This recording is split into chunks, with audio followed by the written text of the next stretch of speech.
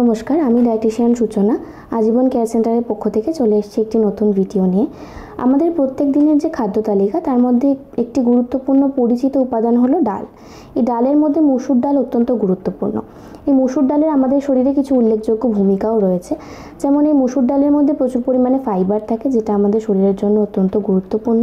এছাড়া মসুর ডালের মধ্যে প্রচুর পরিমাণে আয়রন থাকে, যেটিও আমাদের একটি অত্যন্ত গুরুত্বপূর্ণ নিউট্রিয়েন্ট শরীরের জন্য।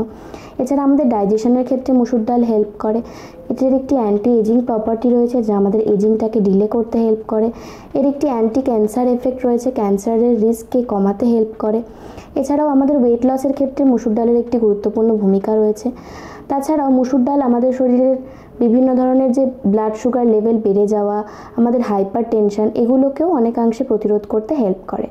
এছাড়া মসুর ডাল তো অবশ্যই একটি প্ল্যান্ট প্রোটিনের গুরুত্বপূর্ণ সোর্স, তাই প্ল্যান্ট প্রোটিনের একটি গুরুত্বপূর্ণ সোর্স হিসেবে মসুর ডালকে নিজেদের ডায়েটে ইনক্লুড করুন এবং সুস্থ থাকুন। ধন্যবাদ।